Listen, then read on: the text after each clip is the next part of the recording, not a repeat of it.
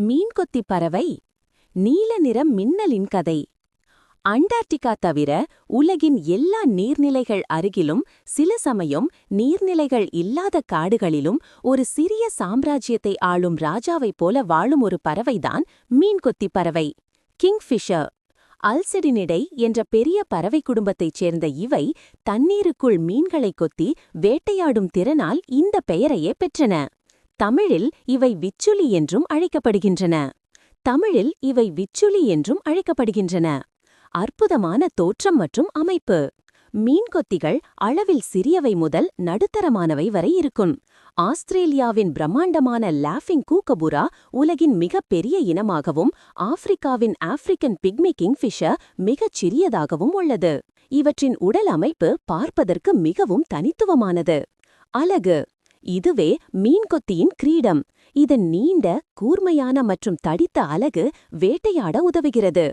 மேலும் நீருக்குள் பாயும்போது ஏற்படும் தாக்கத்தை வெகுவாக குறைக்கும் வகையில் இயற்கையாகவே இதன் வடிவமைக்கப்பட்டுள்ளது. உலகின் முதல் புல்லட் ரயிலின் வடிவம் கூட இதன் அலகை பார்த்துதான் உருவாக்கப்பட்டது என்பது ஒரு சுவாரஸ்யமான தகவல்.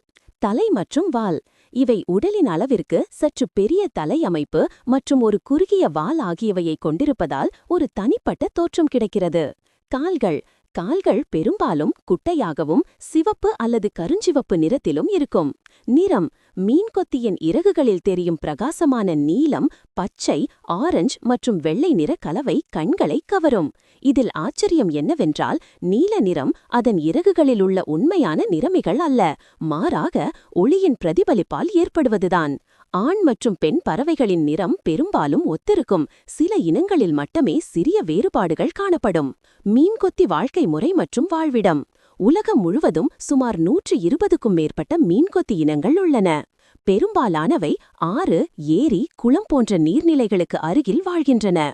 ஆனால் வெள்ளை தொண்டை மீன்கொத்தி போன்ற சில இனங்கள் நீர்நிலைகள் இல்லாத காடுகளிலும் புல்வெளிகளிலும் வாழும் மரம்வாழ் மீன்கொத்திகளாகும். இவை பெரும்பாலும் தனிமை விரும்பிகள், இனப்பெருக்க காலத்தில் மட்டுமே துணையுடன் இணைந்திருக்கும். ஒவ்வொரு மீன்கொத்திக்கும் தனக்கென ஒரு குறிப்பிட்ட வேட்டையாடும் எல்லையுண்டு. வேட்டையாடும் திறன்கள். ஒரு நீல நிற ஏவுகணை. மீன்கொத்தி வேட்டையாடும் விதம் ஒரு அற்புதமான காட்சி. கூர்மையான பார்வை. நீரின் மேற்பரப்பில் இருந்தே நீருக்குள்ளுள்ள இரையை துல்லியமாக பார்க்கும் கூர்மையான பார்வை திறன் இவற்றுக்கு உண்டு. இதன் கண் வில்லைகள் நீருக்குள்ளும் வெளியேயும் தெளிவான பார்வையை வழங்க ஏற்றவாறு அமைந்துள்ளன. விமானித்திறன். கருப்பு வெள்ளை மீன்கொத்தி போன்ற சில இனங்கள் ஒரே இடத்து இறக்கைகளை விரைவாக அடித்துக்கொண்டு காற்றில் மிதந்து வேட்டையாட திட்டமிடும். சீரற்ற குதிப்பு.